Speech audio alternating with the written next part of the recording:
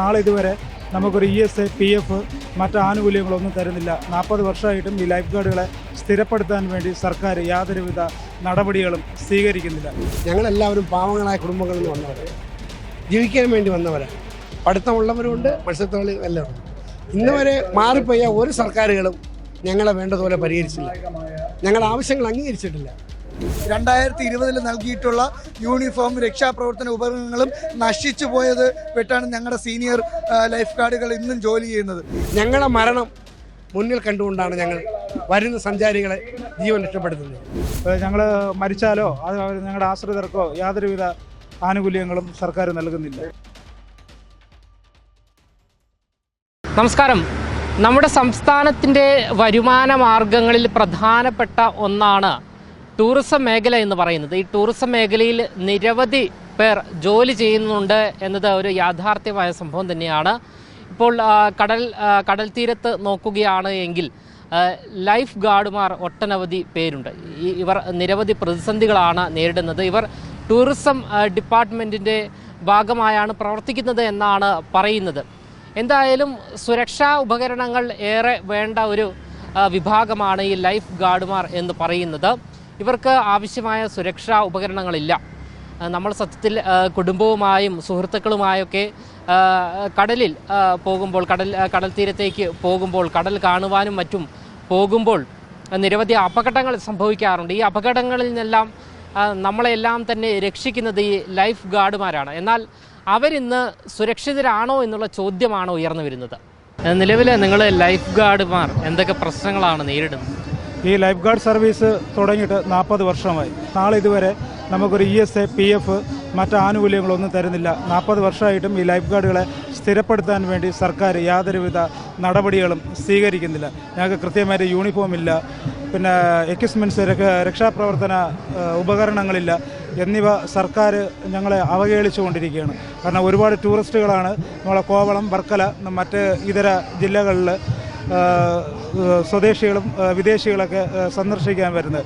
അവരെ സംരക്ഷിക്കുവാൻ വേണ്ടി ഒരു കാരണവശാലും സർക്കാർ യാതൊരുവിധ നടപടികളും സ്വീകരിക്കുന്നില്ല. അതിനുവേണ്ടിയുള്ള ഒരു വലിയൊരു സമരവും ധർണയാണ് ഇന്നിവിടെ പ്രതിപക്ഷ നേതാവ് ഉദ്ഘാടനം ചെയ്തിട്ടുള്ളത്. എന്തൊക്കെ ഈ ലൈഫ് ഗാർഡുകളൊന്നും നിങ്ങൾക്കില്ലേ? സെക്യൂരിറ്റി ഞങ്ങൾ ലൈഫ് ഗാർഡാണ്. കേരള ടൂറിസം ഡിപ്പാർട്ട്മെൻറ്റിൻ്റെ കീഴിൽ ജോലി ചെയ്യുന്ന ലൈഫ് ഗാർഡുകളാണ്. അപ്പോൾ ഈ ലൈഫ് ഗാർഡുകൾക്ക് യാതൊരുവിധ ആനുകൂല്യങ്ങളും സർക്കാർ തരുന്നില്ല.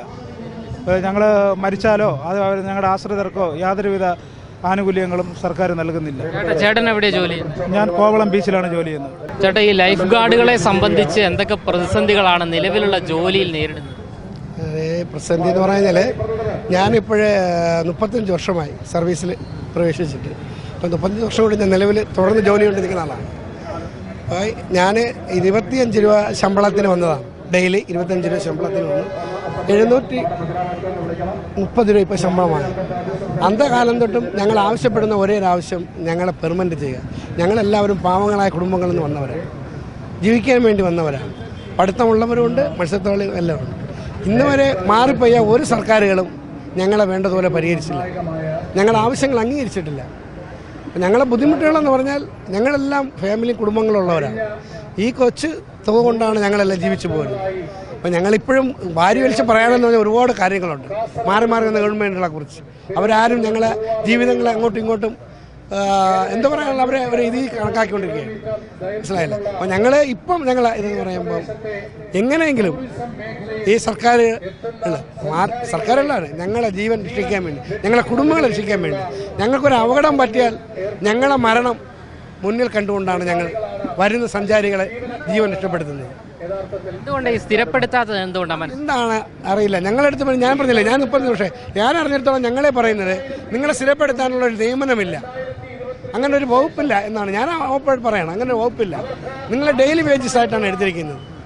ആ ഡെയിലി വേജസ് ആയി എടുത്തവർക്ക് വേണം നിങ്ങൾക്ക് നിങ്ങളെ നിയമനപ്പെടുത്താൻ അങ്ങനെ പറ്റില്ല. അപ്പോൾ ഞങ്ങൾക്കൊരു അപ്പോയിൻമെൻറ്റ് പേപ്പർ തരുമ്പോൾ ഞങ്ങളിൽ എഴുതിയിട്ടുണ്ട് ദിവസവേതന അടിസ്ഥാനത്തിൽ. ദിവസം എത്രയാണ്? കൂലി എത്രയാണ്? 730 രൂപ ദിവസവേതന അടിസ്ഥാനത്തിൽ. ഞാൻ കയറുമ്പം 25 രൂപയായിരുന്നു ഒരു ദിവസത്തെ വേതനം. ഇപ്പം ഞങ്ങളുടെ ഈ 36 വർഷം കഴിഞ്ഞപ്പോൾ ഇപ്പം 730 രൂപയായി.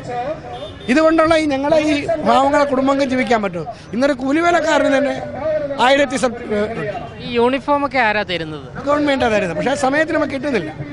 അത് ആ സമയത്തിനൊന്നും കിട്ടുന്നില്ല. ഇപ്പോൾ തന്നെ നമ്മൾ 2025 ബാച്ചിൽ കേരളത്തിൽ അങ്ങോളം ഇങ്ങോളം 40ഓളം പേര് കയറി. ടൂറിസം ഡിപ്പാർട്ട്മെൻറ്റിൻ്റെ പരിശീലനം കഴിഞ്ഞ് ഞങ്ങൾ 40ഓളം പേര് കയറി.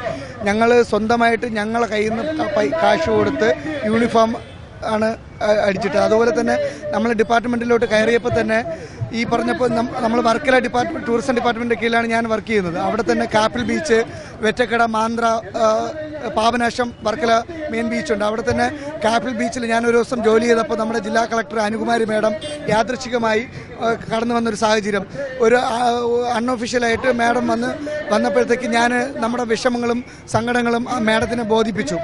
അപ്പോൾ തന്നെ നമുക്ക് ഒരു രക്ഷാപ്രവർത്തനത്തിന് ഒരു ഉപകരണങ്ങളോ ഒന്നും തന്നെ നമ്മൾ വന്നപ്പോൾ ഇല്ല. അപ്പോൾ നമ്മൾ എന്തെങ്കിലും ഒരു അപകടം പറ്റിയാൽ നമുക്ക് രക്ഷാപ്രവർത്തനത്തിന് ഒരു സാഹചര്യം ഇല്ല. ഇപ്പം തന്നെ വേറെ വെറ്റക്കട, അതുപോലെ തന്നെ മാന്ദ്ര, ഓടയം എന്നിങ്ങനെ 2-3 ബീച്ചിൽ പുതുതായിട്ട് ലൈഫ് ഗാർഡുകളെ നിയമിച്ചു. അവിടെ നിയമിക്കുമ്പോൾ ഒരു ലൈഫ് ഗാർഡിനെയാണ് ഒരു ദിവസം നിയമിച്ചത് ജോലിയെടുക്കാൻ കഴിയുന്നത്. അപ്പോൾ അങ്ങനെ വരുമ്പോഴത്തേക്കും ഒരു അപകടം വന്നാൽ ഒന്ന് മറ്റുള്ളവരെ അറിയിക്കാനോ അല്ലെങ്കിൽ കൂടെ ഒരു ആഹാരം കഴിക്കാനോ മറ്റെന്തെങ്കിലും പ്രാഥമിക കാര്യത്തിന് പോകുമ്പോൾ പകരം ഒരു ലൈഫ് ഗാർഡ് ഇല്ലാത്തൊരു സാഹചര്യം പോലും ഉണ്ട്. അപ്പോൾ അത്തരം സാഹചര്യങ്ങൾ ഗവൺമെൻറ് ശ്രദ്ധയിൽപ്പെടുത്താൻ വേണ്ടിയിട്ടാണ് ഇന്നൊരു സൂചന സമരം. ഇന്ന് തന്നെ അങ്ങോളം ഇങ്ങോളം കേരളത്തിൽ ഒരു മുഴുവൻ ബീച്ചുകളിലും ഡിപ്പാർട്ട്മെൻറ്റിൻ്റെ കീഴിൽ വരുന്ന ടൂറിസം നമ്മളെപ്പോലുള്ള ലൈഫ് ഗാർഡുകളെ ഡ്യൂട്ടിക്കിട്ടിട്ട്, ഇന്നത്തെ ഷിഫ്റ്റുകാരെ ഡ്യൂട്ടിക്കിട്ടിട്ട് ഓഫ് ഡ്യൂട്ടിയുള്ള ഞങ്ങളെപ്പോലുള്ളവരാണ് ഇന്നിവിടെ ഈ സമരത്തിന് സൂചന സമരം എന്നുള്ള നിലയിൽ ഇന്നിവിടെ വന്നിരിക്കുന്നത്. ഈ ആവശ്യമുള്ള സുരക്ഷാ ഉപകരണങ്ങൾ ഗവൺമെൻറ് പ്രോപ്പറായിട്ട് നിങ്ങൾക്ക് തരുന്നുണ്ടോ? തരുന്നില്ല. ഞാൻ മനസ്സിലാക്കുന്നത്, ഞാനിപ്പോൾ 25 ബാച്ചിലാണ് ഞങ്ങൾ കയറുന്നത്. 20-21 വർഷത്തിന് ശേഷം യൂണിഫോമോ രക്ഷാ ഉപകരണങ്ങളോ ഒന്നും തന്നെ നൽകിയിട്ടില്ല എന്നുള്ളതാണ്. 2020 നൽകിയിട്ടുള്ള യൂണിഫോം, രക്ഷാപ്രവർത്തന ഉപകരണങ്ങളും നശിച്ചു പോയത് വെട്ടാണ് ഞങ്ങളുടെ സീനിയർ ലൈഫ് ഗാർഡുകൾ ഇന്നും ജോലി ചെയ്യുന്നത്. നമ്മളൊന്നും ജീവനൊന്നും ഒരു സംരക്ഷണമോ സുരക്ഷയോ ഇല്ലാതെ ഒരു അപകടം സംരക്ഷിച്ചാൽ എന്ത് ചെയ്യണമെന്നറിയാതെ കടലിലേക്ക് ചാടി ഇറങ്ങേണ്ട നമ്മുടെ ജീവൻ വരെ പണയം വെച്ചാണ് ഞങ്ങൾ ഈ രക്ഷാപ്രവർത്തനത്തിന് ഇറങ്ങിത്തിരിക്കുന്നത്. കേരളത്തിലെ ലൈഫ് ഗാർഡിൻ്റെ പങ്കെന്ന് പറഞ്ഞാൽ കേരള ടൂറിസത്തും സീ ടൂറിസമാണ്. സീ ടൂറിസത്തിൽ ഏറ്റവും ഒരു വരുമാനം ഉള്ളൊരു സർവീസാണ് അതിൽ ലൈഫ് ഗാർഡ്. സീ ടൂറിസത്തിൻ്റെ നമ്മൾ ഒരു ഉദാഹരണം എടുക്കണമെങ്കിൽ കോവളം ബീച്ചിൽ ഇപ്പം നമ്മൾ നോക്കുമ്പം ഹോട്ടൽ ഒരു 160 പോലെ ഹോട്ടലുണ്ടാവും. അപ്പോൾ അതിന് ബന്ധപ്പെട്ട് ഒരുപാട് കച്ചവടങ്ങളും അതുപോലെ തന്നെ ഈ കരുക്ക് കച്ചവടക്കാർ, അതുപോലെ കടക്കാർ, ചെറിയ പീടികകൾ, മറ്റ് കച്ചവടക്കാർ, ഇതെല്ലാവരും ലൈഫ് ഗാർഡിനെ ഡിപ്പെൻഡ് ചെയ്താണ് അവിടെ ജോലിയാണ്. ലൈഫ് ഗാർഡ് അവിടെ ഇല്ലെങ്കിൽ ടൂറിസം ഇല്ല. ടൂറിസത്തിന് ആൾക്കാർ വരണമെങ്കിൽ അവിടെ ലൈഫ് ഗാർഡ് വേണം. അപ്പം കേരളത്തിൽ സീ ടൂറിസത്തിനകത്ത് നല്ലൊരു വരുമാനവും നല്ലൊരു ഇതും വഹിക്കണേ ലൈഫ് ഗാർഡ്. അപ്പം അവർക്ക് എന്ന് വെച്ചാൽ 60 വയസ്സ് വരെ ജോലി ചെയ്തിട്ട് അന്നത്തെ ദിവസത്തെ ശമ്പളവും വാങ്ങിച്ചുകൊണ്ട് പോകുന്നതാണ് ലൈഫ് ഗാർഡുകളാണ് ഉള്ളത്. അവർക്ക് രക്ഷാപ്രവർത്തന ഉപകരണം എന്ന് പറഞ്ഞാൽ ഇൻ്റർനാഷണലായിട്ടുള്ള ഒരാളെ ജീവൻ രക്ഷിക്കാൻ കൊടുക്കുന്ന ഉപകരണങ്ങൾ കണ്ടാൽ തന്നെ നമ്മൾ കരഞ്ഞു പോകും. എന്ന് വെച്ചാൽ ലൈബോയ്, റെസ്ക്യൂ ട്യൂബ് എന്ന് പറഞ്ഞ സാധനം, ഇതൊന്നും ഒരാളെ ജീവൻ രക്ഷിക്കാൻ വേണ്ടിയിട്ട് എമർജൻസി ആയിട്ട് ഉപയോഗിക്കാൻ പറ്റാത്ത സാധനങ്ങളാണ്. പിന്നെ യൂണിഫോം, ഒരു ലൈഫ് ഗാർഡിൻ്റെ യൂണിഫോം കാണുമ്പം മോളിൽ നിന്ന് താഴോട്ട് നോക്കിക്കഴിഞ്ഞാൽ ഒരു 500 രൂപ പോലും വില വരില്ല. തൊപ്പി, 250 ടീഷർട്ട്, 150 പാൻറ്റ്, ഇതൊക്കെ എന്തുകൊണ്ട് ഇൻ്റർനാഷണലായിട്ടൊരു ബീച്ചിൽ നിൽക്കുമ്പം ബ്രാൻഡായിട്ടുള്ള യൂണിഫോമുകൾ കൊടുത്തുകൂടാ? എല്ലാം ഒരുമാതിരി ഒരു തട്ടിപ്പ് പോലെയാണ് ടൂറിസം ഡിപ്പാർട്ട്മെൻറ്റ് ഇത് കൊണ്ടു നടക്കുന്നത്. പക്ഷേ ഏറ്റവും നല്ല എന്ന് വെച്ചാൽ കേരളത്തിൽ കടലോര മേഖലയിൽ നിന്ന് കിട്ടുന്ന വരുമാനത്തിൽ ഏറ്റവും വലിയ പങ്ക് വഹിക്കുന്നത് ലൈഫ് ഗാർഡാണ്. അവർക്ക് എന്ന് വെച്ചാൽ ഇൻഷുറൻസ്, ഒരു ഹോട്ടൽ ജീവനക്കാരനുള്ള ഇൻഷുറൻസ് കൊടുക്കുന്നുണ്ട്. അത് നമുക്ക് കിട്ടുന്നില്ല ഇൻഷുറൻസ്, PF. പിന്നെ ഇപ്പം എനിക്ക് ഇന്ന് ഞാൻ കടലിൽ ഒരു രക്ഷാപ്രവർത്തനം നടത്തി എനിക്കൊരു ആപത്ത് വന്നാൽ എനിക്ക് നാളത്തെ ശമ്പളമില്ല. അന്ന് ഉച്ചയ്ക്ക് പോയി കഴിഞ്ഞാൽ അന്നൊരു ശമ്പളമില്ല. അപ്പോൾ അതുപോലെയുള്ള ഒരു ലൈഫ് ഗാർഡ് ഒരു രക്ഷാപ്രവർത്തനം അപകടം സംഭവിച്ചാൽ അവന് അന്ന് വലിയൊരു 10 ദിവസമെങ്കിലും അവന് ഹോസ്പിറ്റലിൽ കിടക്കാൻ നേരത്തുള്ള ശമ്പളം കൊടുക്കുകയോ അങ്ങനെയുള്ള ഒരു ആനുകൂല്യവും ഗവൺമെൻറ് ചെയ്യുന്നില്ല. നിങ്ങളുടെ ഈ സെലക്ഷൻ പ്രോസസ്സ് എങ്ങനെയാണ്? സത്യത്തിൽ സെലക്ഷൻ പ്രോസസ്സ് നമ്മൾ പത്രമാധ്യമങ്ങളിലൂടെ ടൂറിസം ഡിപ്പാർട്ട്മെൻറ്റ് പരിശീലനം നൽകിയിട്ടാണ്. അതായത് നമ്മൾ ആദ്യം ടെസ്റ്റ് ഉണ്ട്. അതായത് കടലിൽ ഒരു 1/2 കിലോമീറ്റർ നീന്തിപ്പോയി ഒരു കുപ്പി തരും. അത് കളയാതെ കൊണ്ടുവരുമ്പോഴത്തേക്കും നമ്മൾ യോഗ്യത നേടും. യോഗ്യത നേടി ടൂറിസം ഡിപ്പാർട്ട്മെൻറ്റ് ഓഫീസിൽ വെച്ച് ഇൻ്റർവ്യൂ നടത്തിയതിന് ശേഷം അവർ ലിസ്റ്റാക്കിയിട്ടാണ് നമ്മളെ അറിയിക്കുന്നത്. അങ്ങനെയാണ് എടുക്കുന്നത്. അപ്പോൾ അത് എടുത്തതിന് ശേഷം നമ്മൾ ലിസ്റ്റായി കഴിഞ്ഞതിന് ശേഷം 10 ദിവസത്തെ പരിശീലനം ചീഫ് നമ്മുടെ നിജ് സാറാണ് നമ്മുടെ ചീഫ് കോർഡിനേറ്റർ. അദ്ദേഹത്തിൻ്റെ നേതൃത്വത്തിലായിരുന്നു നമുക്ക്, അതേ നേവി ഉദ്യോഗസ്ഥനാണ്, അദ്ദേഹത്തിൻ്റെ നേതൃത്വത്തിലാണ് നമുക്ക് 10 ദിവസത്തെ ചിട്ടയായ പരിശീലനം വളരെ നമുക്കെല്ലാം വരും കാലങ്ങളിൽ ഒരു രക്ഷാപ്രവർത്തനം നടത്താൻ ഉതകുന്ന തരത്തിലുള്ള നമ്മളൊക്കെ മത്സ്യത്തൊഴിലാളികളും ഈ പറഞ്ഞതുപോലെ സ്വിമ്മിങ് പ്രൊഫഷണലായിട്ടുള്ള സ്വിമ്മേഴ്സും കൂടെയൊക്കെ ചേരുന്നതാണ് നമ്മുടെ ഡിപ്പാർട്ട്മെൻറ്റ്. അപ്പോൾ അങ്ങനെയാണ് നമ്മൾ ചിട്ടയായ പരിശീലനം നടത്തിയാണ് നമ്മളെല്ലാം എടുത്തിട്ടുള്ളത്. എന്തായാലും കടൽ തീരത്തെല്ലാം തന്നെ നമ്മൾ പോയാൽ, നമ്മൾക്ക് എന്തെങ്കിലും സംഭവിച്ചു കഴിഞ്ഞാൽ നമ്മളെ രക്ഷിക്കുന്ന ഇത്തരം ലൈഫ് ഗാർഡുമാർക്ക് അവർക്ക് ആവശ്യമായ സുരക്ഷാ ഉപകരണങ്ങൾ നമ്മുടെ സർക്കാർ സംവിധാനങ്ങൾ കൃത്യമായി നൽകുന്നില്ല എന്നാണ് അവർ പറയുന്നത്. അതുകൂടാതെ അവർക്ക് മറ്റ് ആനുകൂല്യങ്ങളും ഇനിയെങ്കിലും ലഭ്യമാകാനുണ്ട്. അതുകൂടാതെ തന്നെ ഇവർക്ക് കൃത്യമായി ശമ്പളം കിട്ടുന്നുണ്ടോ എന്നുള്ളൊരു സംശയവുമെല്ലാം തന്നെ നിലനിൽക്കുന്നു.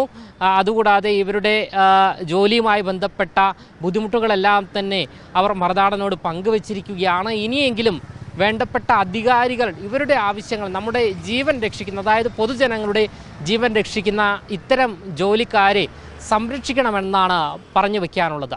ക്യാമറാമാൻ അഖിൽ അശോകിനൊപ്പം അമൽ രുദ്ര, മറുനാടൻ മലയാളി, തിരുവനന്തപുരം.